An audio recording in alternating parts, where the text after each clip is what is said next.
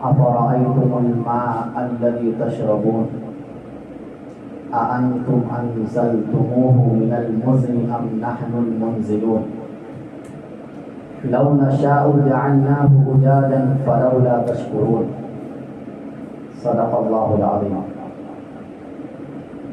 سامعین محترم اور معزز ساتھیوں، اس دنیا میں اللہ تعالیٰ کی بے شمار نعمتیں ہیں جن کا احاطہ بھی نہیں کیا جا سکتا۔ ایک ایک لمحہ، ایک ایک سیکنڈ ہم اللہ تعالیٰ کی نعمتوں میں زندگی گزار رہے ہیں۔ اللہ تعالیٰ کے احسان کے تلے ہماری پوری زندگی ہے، لیکن کچھ نعمتیں ایسی ہیں اللہ تعالیٰ کی کہ جو انسان کے لیے ہر وقت ضروری ہے، ہر لمحہ چلتے بیٹھتے سوتے کھاتے پیتے ہر وقت ان نعمتوں کی ضرورت ہے۔ مثال کے طور پر ہوا اللہ کی بہت بڑی نعمت ہے۔ ہوا کے بغیر انسان چند سیکنڈ ہی زندہ رہ سکتا ہے اور اس کے بعد اس دنیا سے وہ چلا جائے گا۔ پھر دنیا کی کوئی طاقت بھی اس کی جان نہیں بچا سکتی ہے۔ ہوا اللہ کی عظیم نعمت ہے۔ اسی بنیاد پر ہوا کے ذریعے سے جو ہم سانس لیتے ہیں، ان میں ہمارے ارادے کا بھی کوئی دخل نہیں ہے۔ ایسا نہیں ہے کہ ہم پہلے سوچیں گے سمجھیں گے پھر سانس لیں گے، اتنا ٹائم تو انسان کے پاس ہے نہیں۔ ہم سو رہے ہیں تو بھی سانس لے رہے ہیں اور ہوا چل رہی ہے۔ ہوا کنٹینیو اس دنیا میں بھری ہوئی ہے۔ جب ہم پنکھا چلاتے ہیں تو اسی بھری ہوئی ہوا کو وہ پنکھا تھوڑا حرکت دیتا ہے، ورنہ ایسا نہیں کہ وہ پنکھا ہوا کو لے کر آتا ہے یا اے سی ہوا کو لے کر آتا ہے۔ ایسی کوئی چیز نہیں ہے، وہ بناتا نہیں ہواؤں کو۔ ہوا اس کائنات میں بھری ہوئی ہے۔ انہی ہواؤں کی مدد سے ہی تو ہم ایک دوسرے کو آواز پہنچاتے ہیں۔ ہم موبائل میں بات کرتے ہیں، ان ہواؤں کی مدد سے ہم ایک ملک سے دوسرے ملک بات کرتے ہیں۔ انہی ہواؤں کے ذریعے سے جہاز ہم اڑاتے ہیں آسمانوں میں۔ تو ہوا کی ضرورت ہر وقت تھی، اس لیے اللہ تعالیٰ نے اس کو عام کر دیا، فری کر دیا۔ دوسرے نمبر پر جو سب سے زیادہ ضرورت ہے انسان کو جس چیز کی، وہ ہے پانی۔ کھانا تیسرے نمبر پر ہے، پانی دوسرے نمبر پر ہے۔ انسان کی باڈی میں 80% پانی ہے، یعنی خون جو ہے، خون کا جو دوران ہوتا ہے ہمارے جسم کے اندر، تو آج کی میڈیکل سائنس یہ کہتی ہے کہ 80% پانی ہوتا ہے اس میں۔ اگر صرف خون کو جمع کیا جائے اور پانی کو خون سے الگ کر دیا جائے تو خون 20% بچے گا انسان کے جسم میں، ورنہ زیادہ تر پانی ہے۔ ہمارا دماغ جو کام کرتا ہے وہ پانی کی مدد سے کرتا ہے۔ اگر آپ بہت دیر تک پانی نہ پیے اور آپ پیاس کی حالت میں ہو اور کوئی دماغی کام کرنے کے لیے آپ بیٹھ گئے اسی حالت میں، تو آپ کے لیے وہ کام کرنا پھر مشکل ہو جائے گا، آسان نہیں ہوتا ہے۔ تو پانی کی سب سے زیادہ ضرورت ہے ہمیں ہوا کے بعد سب سے زیادہ ضرورت پانی کی ہے۔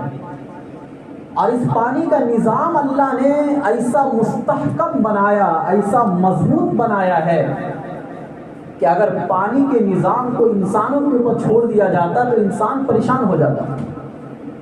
اللہ نے خود اپنے ذمہ اس چیز کو لیا۔ بارش کے برسنے میں اور پانی کے زمین سے نکلنے میں انسان کا ذرہ برابر بھی کوئی دخل نہیں ہے۔ یہ مکمل اللہ کی قدرت تامہ ہے کہ جس کے ذریعے سے اللہ ہمیں اور آپ کو پانی پلاتا ہے، لیکن ہم ہیں کہ کبھی بھی اللہ کی نعمتوں کا شکر ادا نہیں کرتے۔ ان پانیوں سے ہماری کتنی ضروریات پوری ہوتی ہے، کبھی آپ نے بیٹھ کر آرام سے سوچا بھی ہے؟ اسی پانی کے ذریعے سے آپ کھانا بناتے ہیں، اسی پانی کے ذریعے سے زمین سے طرح طرح کے اناج اگتے ہیں، دال چاول گیہوں اور اس کے علاوہ بھی بہت سی چیزیں، ٹماٹر آلو پیاز، اور اگر فروٹ میں سے آ جائے جو آپ کھاتے، انار سیب کیلا، اور اللہ تعالیٰ نے تو زیتون کے درخت کا اور ان جیسی نعمتوں کا اللہ نے ذکر کیا ہے، ہری ہری سبزیاں، یہ ساری چیزوں کا تعلق پانی کے ساتھ ہے۔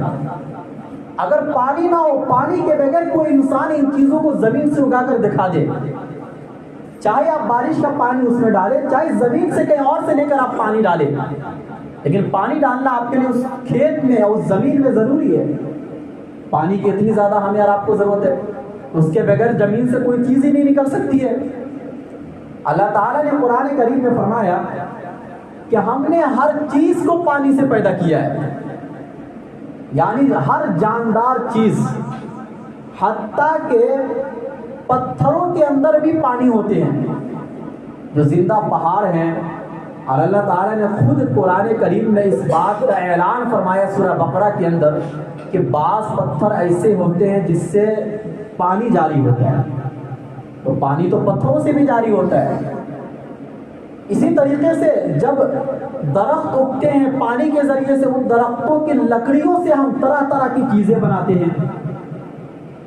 ہمیں گرمی لگتی ہے، ہم پانی کے ذریعے سے ٹھنڈک حاصل کرتے ہیں، ہم پیشاب پخانہ کرتے ہیں اور ان گندگیوں کو ہم پانی کے ذریعے سے دور کرتے ہیں۔ ہم گھروں کی صفائی اور اس کے علاوہ بے شمار چیزیں آج پانی سے پیدا ہو رہی ہے۔ جو بجلی جس کا ہم کثرت سے استعمال کرتے ہیں، یہ کہاں سے پیدا ہوتی ہے؟ یہ پانی کے ذریعے سے پیدا ہوتی ہے۔ تو کہنے کا مطلب یہ ہے کہ پانی ہماری زندگی کی ضرورت میں سے سب سے بڑی ضرورت ہے۔ اس کے بغیر بھی ہم ایک لمحہ بھی زندہ نہیں رہ سکتے ہیں، لیکن اللہ نے اس کا ایک نظام بنایا ہے، ایک موسم بنایا ہے کہ چند مہینوں میں بارش ہوتی ہے اور اللہ خود ہی پورے سال کے لیے ان پانی کو زمین کے اندر جمع کر کے رکھتا ہے۔ اس میں بھی انسانوں کا کوئی اختیار نہیں ہے، انسانوں کا کوئی عمل دخل نہیں ہے پانی کو جمع کرنے میں، کیونکہ اللہ خود فرماتے ہیں کہ تم جمع نہیں کر سکتے ہو پانی کو۔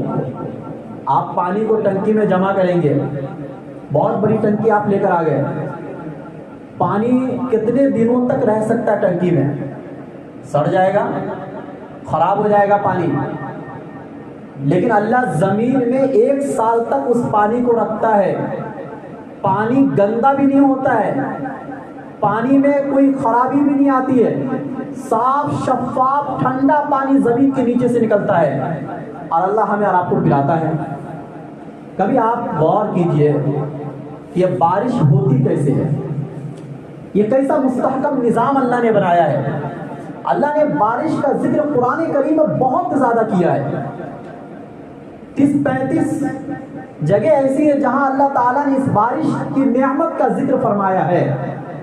اللہ تعالیٰ نے ایک جگہ پر فرمایا أَلَمْ تَرَ أَنَّ اللَّهَ يُزْجِي سَحَابًا ثُمَّ يُؤَلِّفُ بَيْنَهُ، کیا آپ نہیں دیکھتے کہ اللہ تعالیٰ بادلوں کو اٹھاتا ہے، بادلوں کو بناتا ہے، پھر ان کو آپس میں جوڑتا ہے، ثُمَّ يَجْعَلُهُ رُكَامًا، پھر وہ بادل تہ بتیں ہو جاتے ہیں۔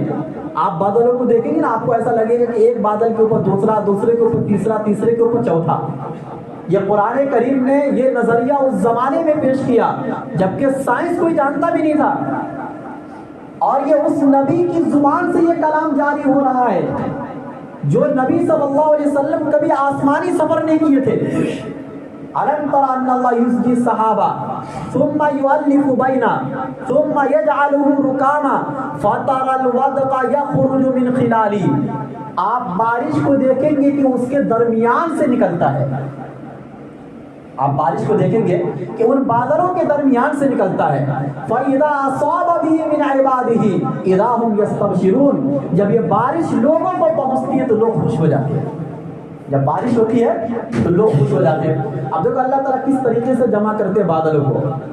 سمندر کو اللہ تعالیٰ نے بنایا، اور یہ جو پوری دنیا ہے، اس دنیا کے 3 حصے میں تو پانی ہے، ایک حصے میں آبادی ہے۔ سمندر کا پانی بہت نمکین ہوتا ہے، پینے کے لائق نہیں ہوتا. یہ بھی اللہ تعالیٰ کی حکمت ہے، کیونکہ اگر اس پانی کو نمکین اللہ نہ بناتے تو سمندر میں بے شمار مخلوق ہے، میٹھے پانی کی وجہ سے وہ زیادہ دنوں تک زندہ نہیں رہ سکتے تھے، اور میٹھا پانی جلدی خراب بھی ہو جاتا ہے، نمکین پانی جلدی خراب نہیں ہوتا ہے. تو ان مچھلیوں کے لیے نقصان دہ ثابت ہو سکتا تھا وہ پانی. اور دوسرے دنیا بھر کی جو گندگی ہے جو سمندر میں جاتے ہیں، اور سمندر کی نمکینیت اس گندگی کو اپنے اندر جذب کر لیتی ہے، اور ہمیں اور آپ کو پتہ بھی نہیں چلتا ہے. اللہ اتنا باریک طریقے سے اس کائنات کے نظام کو چلاتا ہے. اب جب دھوپ کی روشنی پڑتی ہے سمندروں کے اوپر تو انہی سمندروں سے بھاپ نکلتا ہے. جس طریقے سے آپ کسی پتیلی میں کوئی پانی لے اور اس کو آپ گیس کے اوپر ڈالیں تو آپ جب پانی گرم کریں گے تو بھاپ نکلے گا. اس کو اگر پہچاننا ہو تو آپ اس کے اوپر ایک ڈھکن ڈال دیجئے، اور ڈھکن کو 2-3 منٹ کے بعد اٹھائیے تو ڈھکن کے اندر بھی پانی لگا ہوا ملے گا آپ کو. یہ بھاپ ہوتا ہے. کیا ہوتا ہے؟ بھاپ. یہ بھاپ کثیر مقدار میں دن کے اوقات میں جب سورج بہت تیز ہو، ایسے وقت میں آہستہ آہستہ آہستہ آہستہ یہ اوپر جاتے ہیں. لیکن یہ اچانک مل نہیں جاتے ہیں. یہ ساری چیزیں قرآن نے خوب بیان کیا ہے الگ الگ جگہوں پر. جب یہ بادل اوپر جاتے ہیں تو یعنی بھاپ جب اوپر جاتا ہے تو یہ منتشر ہوتا ہے، الگ الگ جگہوں پر ہوتا ہے. اس لیے کبھی کبھار جب آپ آسمان کے اوپر دیکھیں گے تو آپ کو ایسا لگے گا تھوڑا سا یہاں کچھ ہے، تھوڑا سا یہاں کچھ ہے، تھوڑا سا یہاں کچھ ہے. اس طریقے سے آپ کو نظر آئیں گے. اچھا، صرف سمندر کا ہی بھاپ اوپر نہیں جاتا ہے، بلکہ آج کی سائنس یہ کہتی ہے کہ آپ جو پانی بھی جو گرم کرتے ہیں نا، اس کا بھی بھاپ اگرچہ وہ بہت کمزور شکل میں ہوتا ہے لیکن وہ بھی اوپر جاتا ہے اور وہ اپنا اثر وہاں چھوڑتا ہے. جب وہ اوپر چلا جاتا ہے تو اللہ تعالیٰ پھر انہی بکھرے ہوئے بھاپ کو ایک بناتا ہے، اور ایک بنانے کے بعد جب اس کو ٹھنڈی ہوا لگتی ہے، اوپر کا موسم تھوڑا ٹھنڈا ہوتا ہے، جب اس کو ٹھنڈی ہوا لگتی ہے، ٹھنڈی ہوا اس کے پاس سے گزرتی ہے تو وہ جمنا شروع ہو جاتا ہے آہستہ آہستہ. اور جمنے کے بعد پھر اللہ تعالیٰ انہی بادلوں میں سے ہر بادل کو ایک دوسرے کے اوپر جمع کر دیتا ہے، یعنی بہت تہ بندے اس کو بناتا ہے. ایک بادل کے اوپر دوسرا، دوسرے کے اوپر تیسرا، تیسرے کے اوپر چوتھا. اس طریقے سے اللہ بادلوں کو جمع کرتا ہے. پھر انہیں قطرے کو اللہ پیدا کرتا ہے، بند بند جو بارشیں ہوتی ہے، کبھی اولے کی شکل میں، کبھی برف کی شکل میں، چھوٹے چھوٹے قطرے ذرات کی شکل میں اللہ پیدا فرماتا ہے. اور جب تیز ہوا چلتی ہے تو اللہ تعالیٰ کو جہاں ضرورت ہوتی ہے بارش برسانے کی، اللہ انہی بادلوں کو وہاں بھیج کر اسی میں سے پانی نکالتا ہے.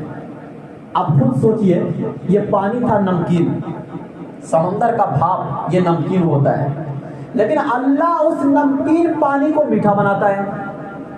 کیا آپ سمندروں سے بارش برسا سکتے تھے؟ اگر یہ نظام آپ کے ہاتھ میں دیا جاتا، آپ دنیا کے کس کس کونے میں بارش برساتے؟ بارش کا ایسا نظام اللہ نے بنایا ہے کہ کائنات میں کوئی لمحہ، کوئی منٹ ایسا نہیں ہے کہ جب اس دنیا میں بارش نہ ہو رہی ہو.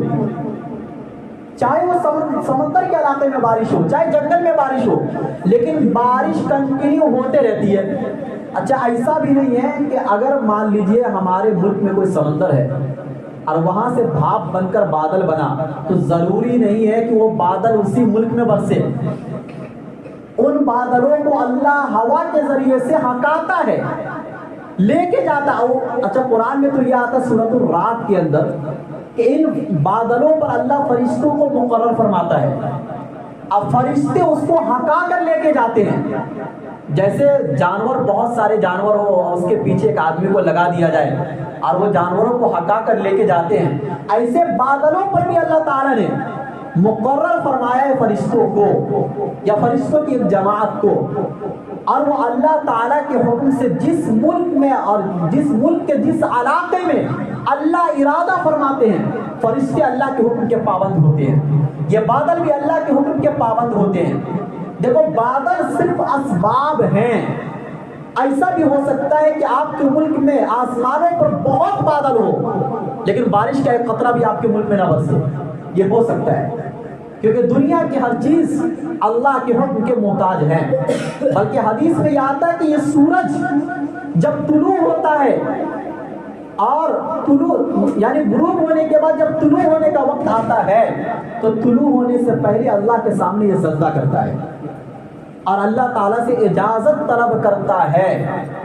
اگرچہ یہ سائنس کا ٹاپک نہیں ہے یہ، اور سائنس اس تحقیق میں جا بھی نہیں سکتی ہے، کیونکہ سائنس انہی چیزوں کی تحقیق کر سکتی ہے جو چیزیں نظروں کے سامنے ہیں، جو غیب کے پردوں میں جو کام ہو رہے ہیں یہ ان کا ٹاپک نہیں ہے۔ اس لیے سائنس سے آپ یہ سوال نہیں کر سکتے اللہ ہے یا نہیں ہے، یہ سائنس کا ٹاپک ہی نہیں ہے۔ سائنس صرف اتنا بتا سکتی ہے کہ یہ چیز کیسے بنتی ہے، یہ چیز کیوں بنی ہے، یہ سائنس کا ٹاپک نہیں ہے۔ بھائی سائنس یہ بتا سکتی ہے کہ انسان کس کس چیز سے بنا ہے، ماں کے پیٹ میں کن پروسیس سے گزر کر یہ بنا ہے، لیکن یہ انسان کیوں پیدا کیا گیا یہ قرآن کا ٹاپک ہے، یہ قرآن بتائے گا، یہ وحی بتائے گا، وحی کے ذریعے سے پیغمبر بتائیں گے۔ اسی بنیاد پر اللہ کے نبی دنیا میں بہت سے پیغمبروں کو بھیجا گیا، کیونکہ عقل کے ذریعے سے یہ مسئلہ طے نہیں ہو سکتا تھا، ترقی کے ذریعے سے یہ مسئلہ طے نہیں ہو سکتا تھا، کیا چیزیں حلال ہے کیا چیزیں حرام ہے، یہ سائنس کا ٹاپک نہیں تھا، یہ تو پیغمبر کے ذریعے سے اللہ تعالیٰ نے ہمیں اور آپ کو بتایا، جنہوں نے اس کائنات کو پیدا فرمایا، جن کو بہت بہتر معلوم تھا کہ کائنات کی کون سی چیز آپ کے اس جسم کے لیے فائدہ مند ہے اور آپ کے اس جسم کے لیے نقصان دہ ہے۔ خیر، اللہ بارش برساتا ہے اپنی قدرت کے ذریعے سے برساتا ہے، اور جیسا کہ میں نے یہ بتایا کہ ایسا ہو سکتا ہے کہ بارش کے سارے اسباب موجود ہو لیکن بارش نہ ہو۔ اب سوال یہ پیدا ہوتا ہے، قرآن و حدیث میں غور کرے کہ آخر پھر ایسا کیوں ہوتا ہے کہ بارش کے اسباب موجود ہونے کے باوجود بھی بارش نہیں ہوتی ہے؟ اس کا سب سے بڑا سبب گناہ ہے۔ ہمارے گناہوں کا اثر اس کائنات کے نظام پر پڑتا ہے، اور حدیث میں تو یہ آتا ہے کہ اگر اللہ تعالیٰ کو ان جانوروں کے اوپر رحم و کرم کا معاملہ نہ ہوتا تو اللہ بارش کا ایک قطرہ بھی ہمارے گناہوں کی وجہ سے اس دھرتی پر نہ برساتا۔ لیکن کبھی کبھار اللہ کو جانوروں پر بھی رحم آ جاتا ہے، کبھی چھوٹے چھوٹے پرندے اور بھی دوسرے جو اللہ کی مخلوقات ہیں جو بارش کے محتاج ہیں اور جو معصوم ہیں، وہ جانور جو جن کو یہ نہیں کہہ سکتے کہ یہ گناہ کرتے ہیں یا نیکیاں کرتے ہیں، ان چیزوں کی صلاحیتیں ان کے اندر اللہ نے نہیں رکھی ہے، ان جانوروں پر رحم و کرم کر کے اللہ تعالیٰ کبھی کبھار بارش برسا دیتا ہے، گویا کہ ہم بھی جانوروں کے رحم و کرم پر ہیں۔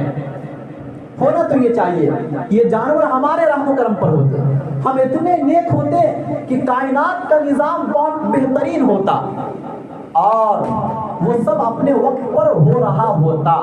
کائنات کا نظام تو بہترین ہے ہی ہے، وہ تو مضبوطی ہے، اس میں کوئی کمزوری نہیں ہے، کیونکہ کائنات کو اللہ چلا رہا ہے، لیکن ہمارے گناہوں کے سبب اللہ ہی نے خود کہا ہے کہ ظہر الفساد فی البر والبحر بما کسبت ایدی الناس لیذیقہم بعض الذی عملوا لعلہم یرجعون، کہ بحر و بر میں اگر کوئی فساد ہو رہا ہے، کائنات کے نظام میں اگر کوئی تبدیلی تمہیں نظر آ رہی ہے تو یہ تمہارے ہاتھوں کے کرتوتوں کی وجہ سے ہوتا ہے، اور اللہ یہ تبدیلی کبھی کبھار اور اللہ اپنی سنت کو کبھی کبھار اس لیے بدلتا ہے کہ تاکہ یہ انسان اللہ کی طرف لوٹ آئے۔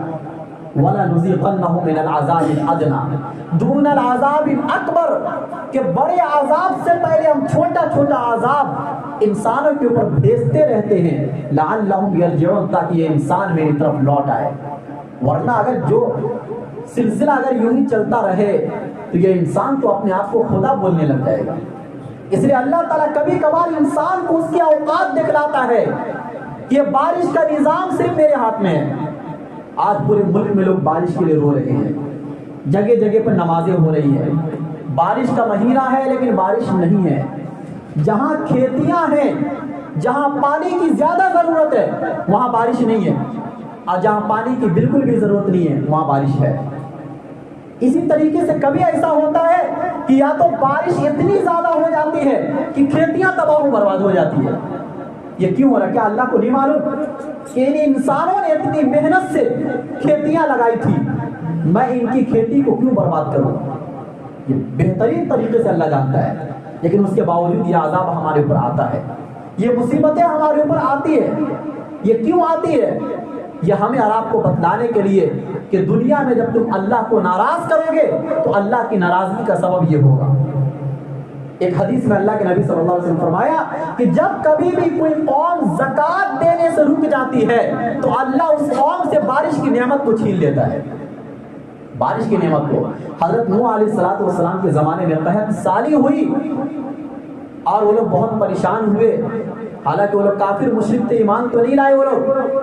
اس موقع پر بھی موقع کو غنیمت سمجھتے ہوئے حضرت نوح علیہ السلام نے فرمایا تھا کہ انه كان غفارا استغفروا ربكم انه كان غفارا يرسل السماء عليكم مدرارا، کہ تم اپنے رب سے استغفار کرو، وہ تم کو بخش دے گا اور وہ تمہارے اوپر بارش برسائے گا۔ حضرت ہود علیہ السلام جن کی قوم عاد ہے، ان کے زمانے میں بھی قحط سالی آئی اور 3 سال تک تقریباً قحط سالی رہی ہے۔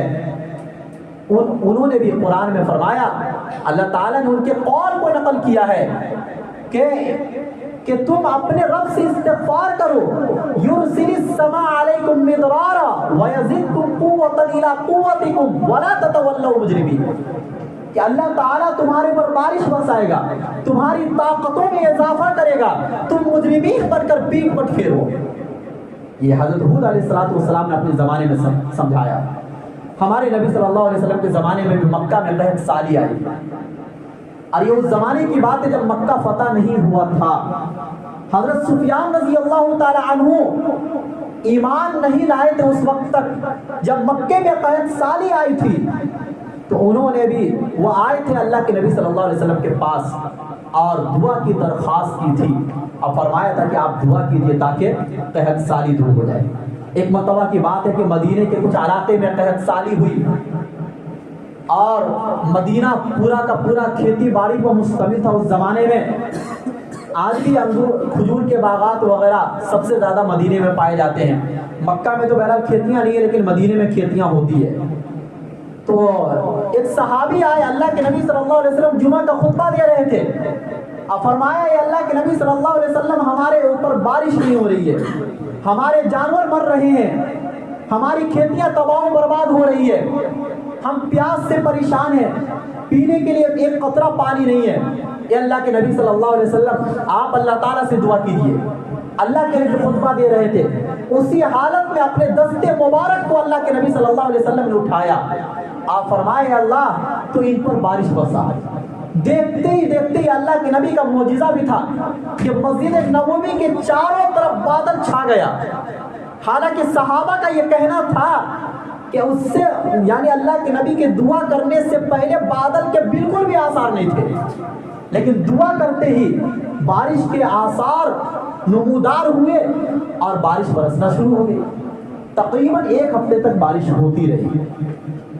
اب وہ صحابی دوبارہ آئے اور اگلے جمعہ کو انہوں نے پھر یہ فرمایا، اے اللہ کے نبی اتنی بارش ہوئی کہ اب بارش کی وجہ سے سب تباہ و برباد ہو رہا ہے۔ تو اللہ کے نبی صلی اللہ علیہ وسلم نے پھر سے ہاتھ اٹھائے اور فرمایا اللہم حوالینا ولا علینا، اے اللہ ان بارش کو آپ ہمارے اوپر نہ برسا بلکہ ان علاقوں کی طرف پھیر دے جہاں ان بارش کی ضرورت ہے۔ تو دیکھتے ہی دیکھتے وہ بادل ان علاقوں کی طرف چلے گئے، ٹیلوں کی طرف چلے گئے، جنگلات کی طرف چلے گئے، کیونکہ وہاں بھی تو بارشوں کی ضرورت ہے، وہاں بھی تو جانور رہتے ہیں، ان جانوروں کو بھی بارش کی ضرورت ہے، وہاں بھی ہریالی کی ضرورت ہے۔ انہیں ہریالی کے ذریعے سے جانور چرتے ہیں، اور چرنے کی بنیاد پر اللہ تعالیٰ انہی جانوروں کے گوشت کو ہمیں اور آپ کو کھلاتا ہے، انہیں ہرے بھرے گھاس کے ذریعے سے ہمیں اور آپ کو تازہ طاقتور دودھ پلاتا ہے۔ تو بارش سے تو بہت ساری ضروریات جڑی ہوئی ہیں، لیکن ہم اور آپ اگر نافرمانی کریں گے اور اللہ تعالیٰ کے سامنے نہیں جھکیں گے تو اللہ بارش جیسی عظیم نعمت کو بھی ہم سے اور آپ سے چھین لے گا۔ اللہ تعالیٰ سورہ واقعہ میں فرماتے ہیں کہ افرأیتم الماء الذی تشربون، بھلا بتلاؤ وہ پانی جس کو تم پیتے ہو، اانتم انزلتموہ من المزن ام نحن المنزلون، کیا بادل سے اس پانی کو تم اتارتے ہو یا ہم اتارتے ہیں؟ یہ اللہ نے سوال کیا ہے. کیا دنیا کی کوئی طاقت اگر اللہ تعالیٰ دنیا کے اوپر چھوڑ دیتا کہ پانی تم پیدا کرو، بتاؤ دنیا میں کوئی مشین آج تک ایسی ایجاد ہوئی ہے یا ایجاد ہو سکتی ہے جو پانی پیدا کرے؟ پانی کی فیکٹری کبھی دیکھیں. اور اگر مثال کے طور پر مان لیجئے کہ کوئی کمپنی ایسی ہو جو یہ دعویٰ کرے کہ ہم پانی بناتے ہیں اور وہ پانی دنیا میں بیچنا شروع کر دے، دنیا کا کوئی انسان اس کے پانی پر بھروسہ کرے گا؟ پتہ نہیں کیا پلا رہا ہے یہ. جب دنیا کی انسانوں کے بنائے ہوئے کسی بھی چیز پر بھروسہ نہیں کیا جا سکتا. ہمیں اور آپ کو چونکہ اللہ ہمارا رب ہے اور اللہ تعالیٰ نے ایک وعدہ لیا ہے کہ ہر ایک کی ایک عمر ہے، کوئی 60 سال تک زندہ رہے گا، کوئی 70 سال تک زندہ رہے گا. اس زندگی میں ہمیں جتنی چیزوں کی ضرورت ہے ان چیزوں کو اللہ نے بذات خود پیدا فرمایا ہے. اس کو کسی کمپنی کے اوپر، کسی مشین کے اوپر نہیں چھوڑا ہے. اور آج کی دنیا جو چیزیں بنا رہی ہے مشینوں کے ذریعے سے، وہ چیزیں بھروسے کے لائق نہیں ہے.